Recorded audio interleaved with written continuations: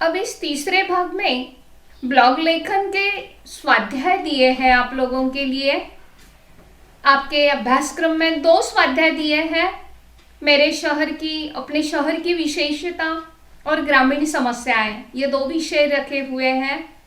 इसके साथ मैंने और कई विषयों की सूची यहाँ पर आपके सामने रखी हुई है। कुछ 2-3 विषय मैं प्रत्यक्ष आप लोगों को पठन करके दिखा रही हूँ, उसे सुनिए, क्योंकि श्रवण के माध्यम से लेखन का कौशल अपने आप प्राप्त भी हो जाता है।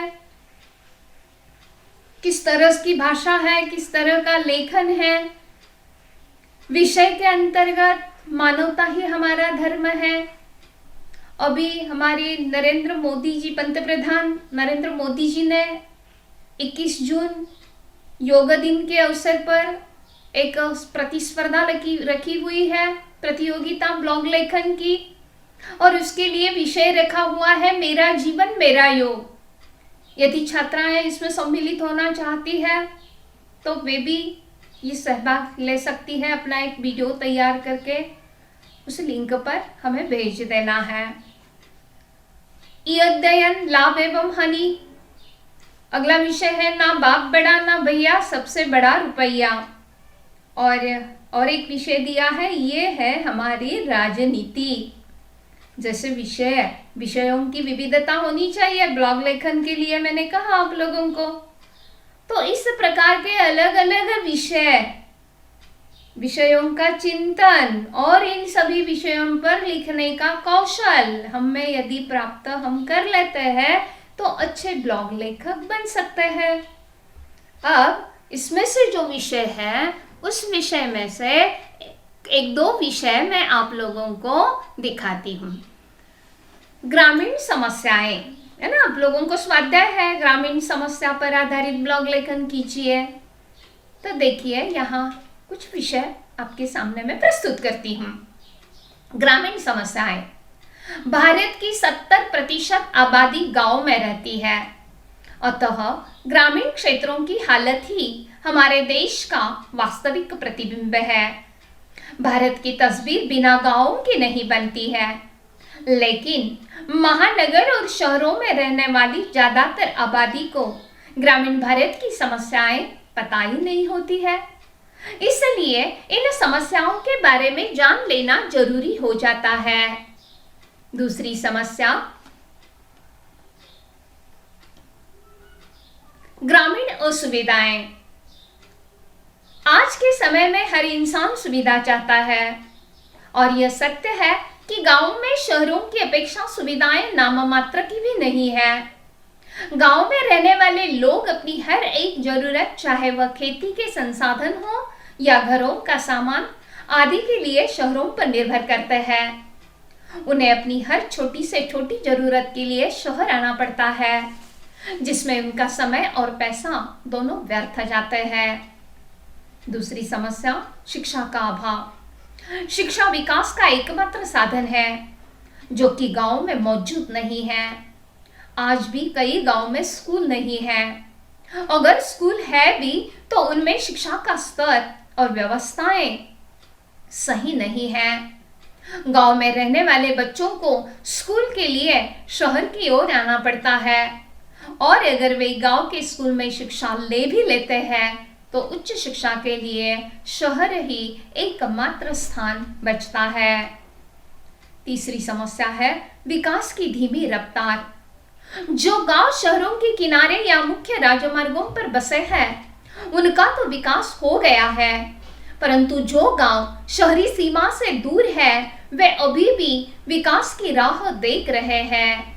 कई गांवों को तो अब तक मुख्य सड़कों से जोड़ा भी नहीं गया है।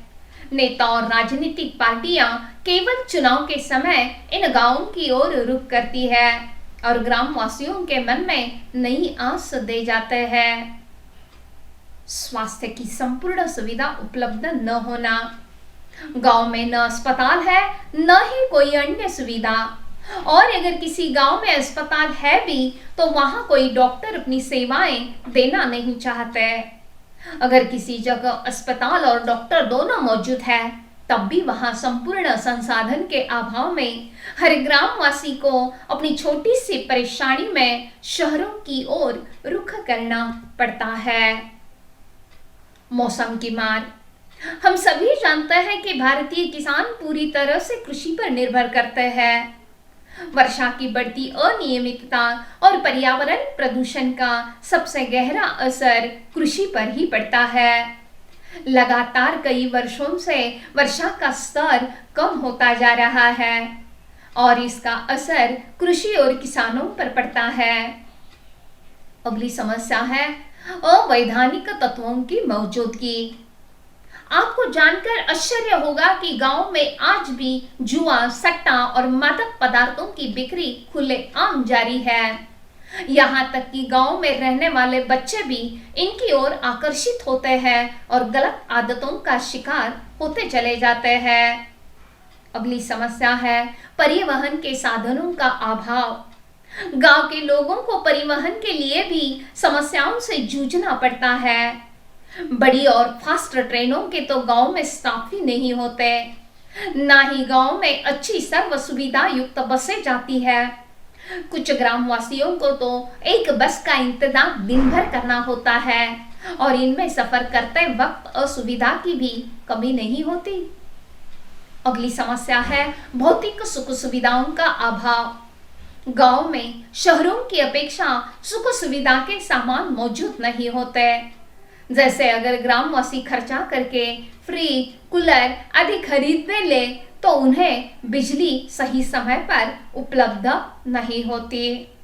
और अंतिम और महत्वपूर्ण समस्या गांव की है मनोरंजन के साधनों का अभाव। गांव में शहरों की तरह मनोरंजन के साधन जैसे सिनेमा घर, गार्डन, चौपाटी उपलब्ध नहीं होती। गांव में रहने वाले बच्चों को तो समोसे, कचौड़ी या कुल्फी के लिए भी कई दिनों का इंतजार करना पड़ता है।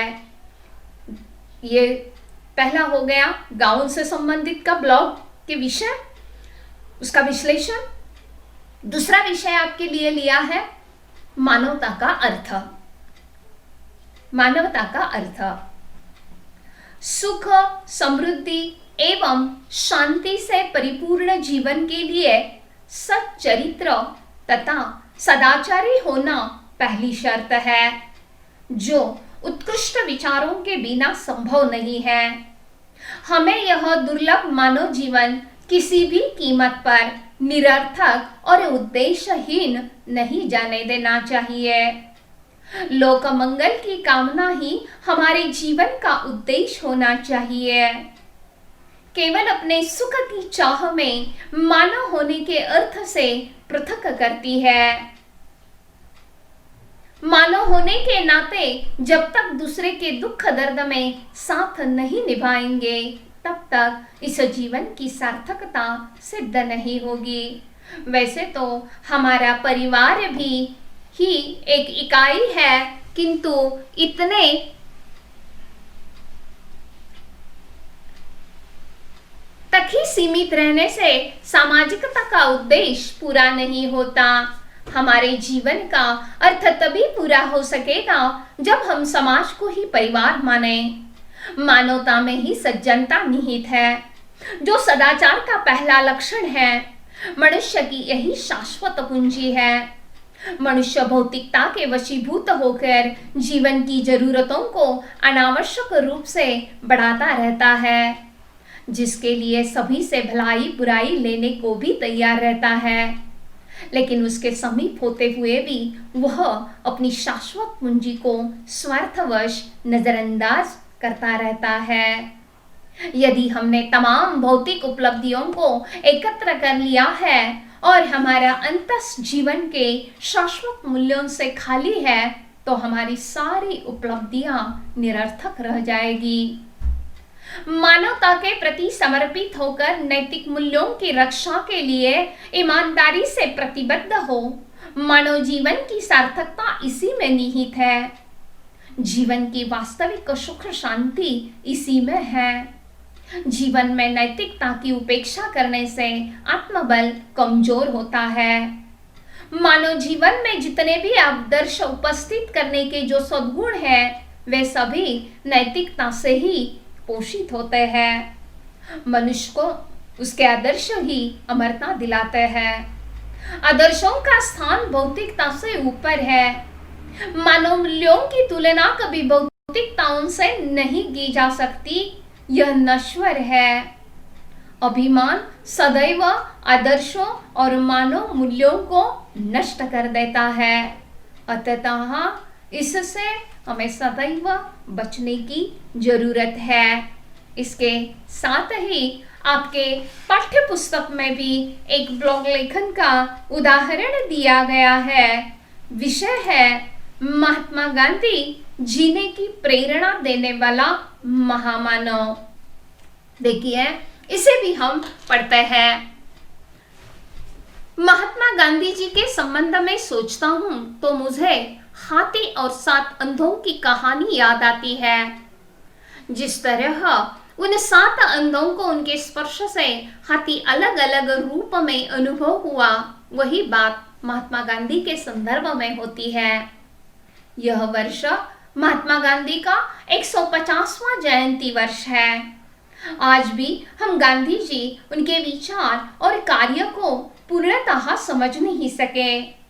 किसी को उनका रहन सहन, किसी को उनके विचार, किसी को उनका स्वाधीनता संग्राम का नेतृत्व, किसी को इस संग्राम में उनका अभूतपूर्व लोक सहभाग, अहिंसा और शांति के संदर्भ में उनके विचार, किसी को उनके भीतर बसा पत्रकार, किसी को उनके भीतर का अध्यात्मवादी रूप, किसी को गांव की ओर चलने का उनका संदेश भाया, तो किसी को खादी का समर्थन करने वाले, स्वयं पूर्ण ग्राम की संकल्पना प्रस्तुत करने वाले गांधी जी भाते हैं।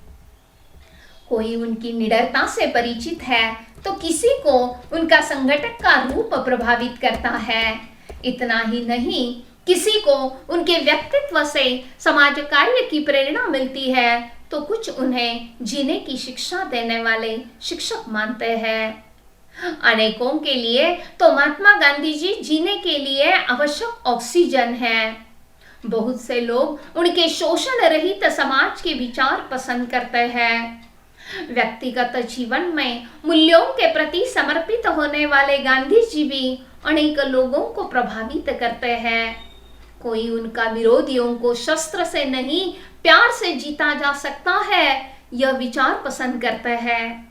संक्षेप में, महात्मा गांधी किसी एक की सोच में समा सकने वाला व्यक्तित्व नहीं है।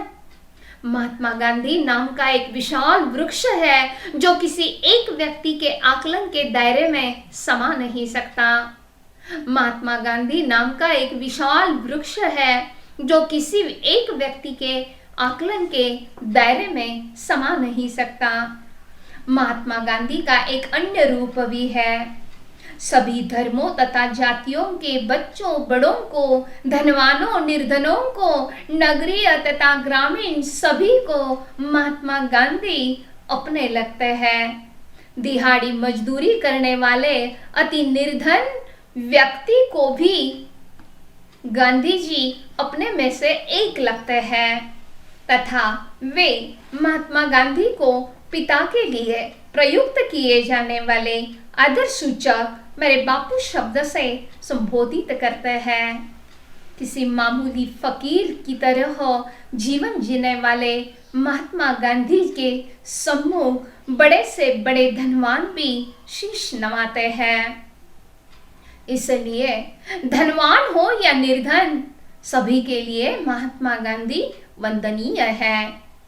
महात्मा गांधी का एकमात्र धर्म था मानवता।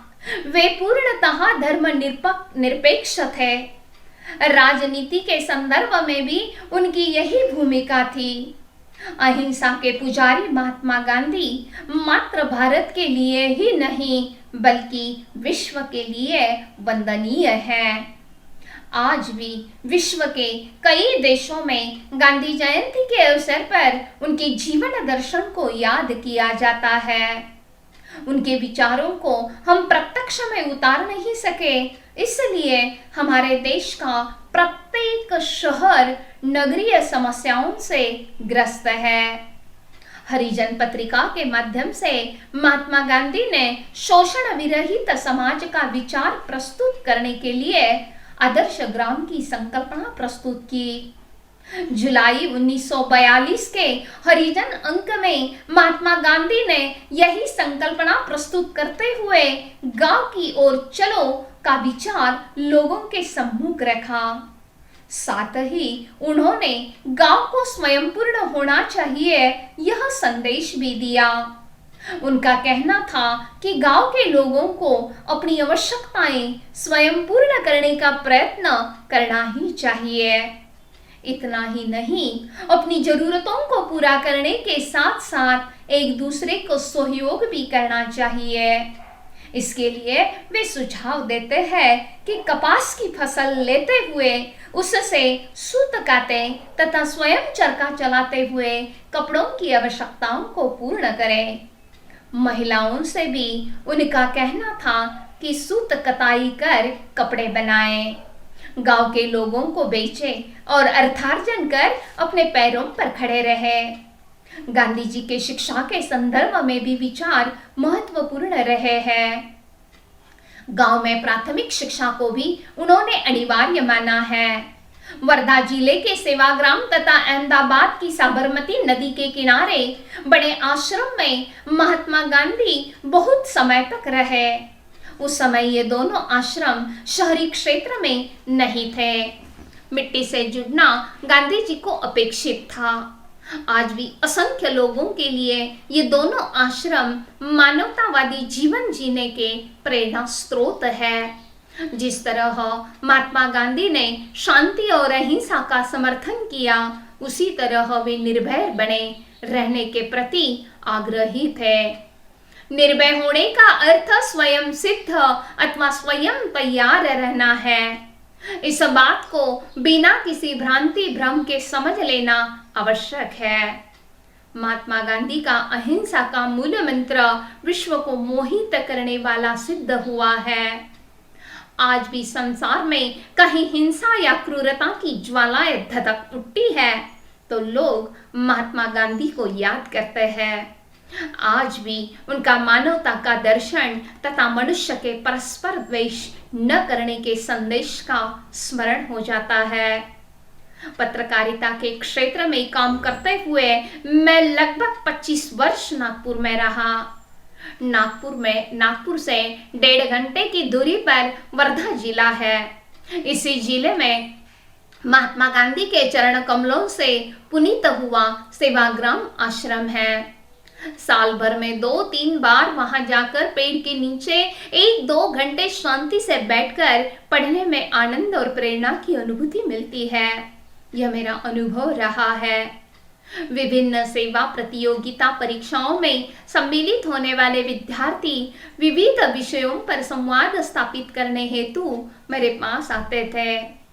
उन युवाओं को लेकर मैं विविध विषयों पर चर्चा करने इस आश्रम में जाया करता। सेवाग्राम की जमीन, वहां की मिट्टी का प्रत्येक कण गांधी जी के पदस्पर्श से पुनीत हुआ है।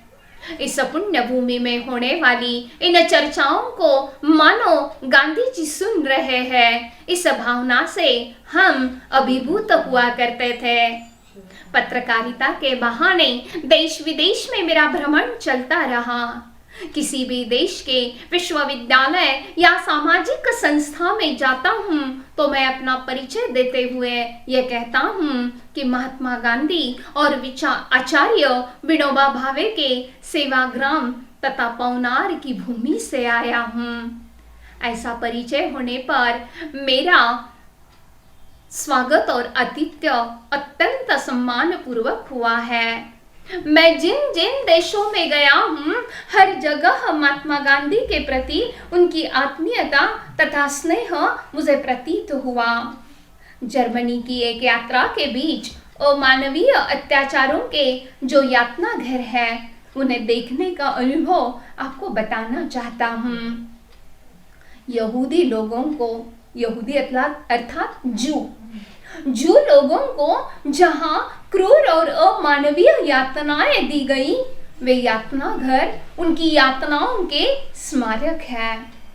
उन यातना घरों में दी गई यातनाओं और अत्याचारों की कहानियां क्रूरता की परिसीमा को भी लांघ जाती है।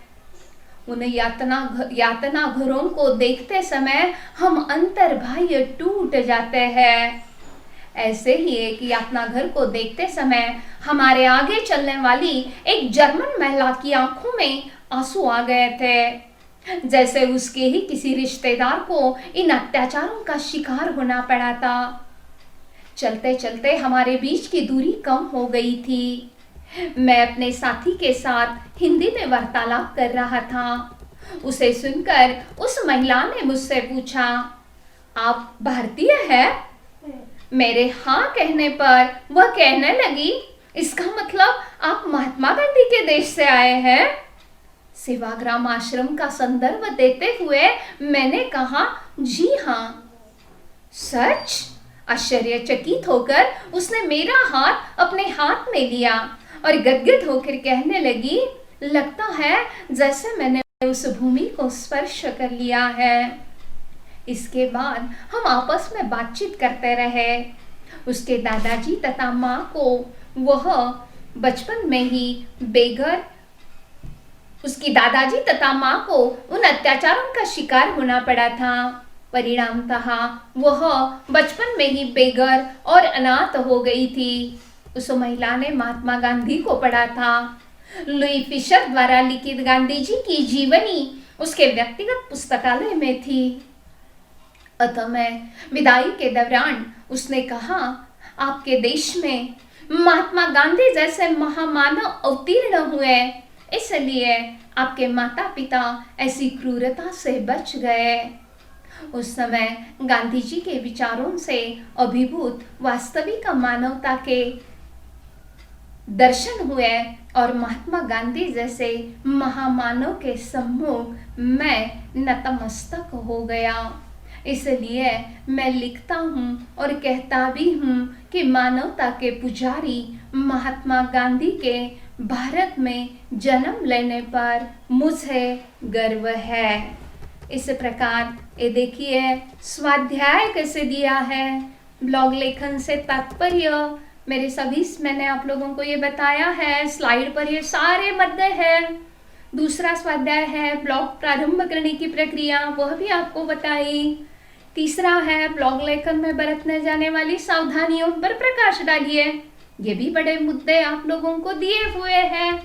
तो इस प्रकार ब्लॉग लेखन के अंतर्गत हमने क्या क्या देखा है, फिर से एक बार मैं स्लाइड शो आपके सामने रख रही हूँ। देखिए, लेखक प्रवीण बरदापुरकर, लेखक परिचय, ब्लॉग लेखन का परिचय अलेख विधा से दिया, इसलिए अलेख विधा का परिचय रखा हुआ है। ब्लॉग की खोज कैसे हुई, ब्लॉग लेखन रोजगार का माध्यम कैसे हो सकता है, आर्थिक लाभ इससे कैसे मिलता है, ब्लॉग लेखन की परिभाषा, स्वरूप, विकास, ब्लॉग निर्माण करने की प्रक्रिया भी आप लोगों को प्रत्यक्ष उदाहरण के माध्यम से बताई। ब्लॉग लेखन के लिए आवश्यक गुण कौन से हैं, 2 भागों में ये बताया। ब्लॉग लेखन करते समय कौन सी आवश्यक सावधानियां बरतनी चाहिए, इसके अंतर्गत भी छोटे छोटे मुद्दे दिए गए हैं। इन्हीं मुद्दों को याद करते हैं तो भी इसका उत्तर आसानी से लिख सकते हैं।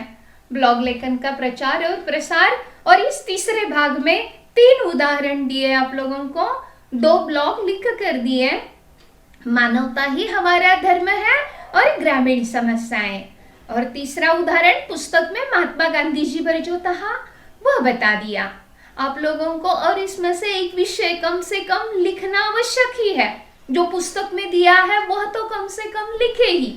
अपने शहर की विशेषता, मैं बारामती शहर की विशेषता मैंने आपको बताई, हो सकता है आप अपने गांव की विशेषता लिखी है, कोई भी आपका गांव हो। तो इस प्रकार ब्लॉग लेखन यह टॉपिक हमारा यहाँ पर पूरा हो जाता है। धन्यवाद। इसके संबंधित कोई आपको शक हो, अड़चन हो तो आप मुझे व्हाट्सएप कर सकते हैं। धन्यवाद।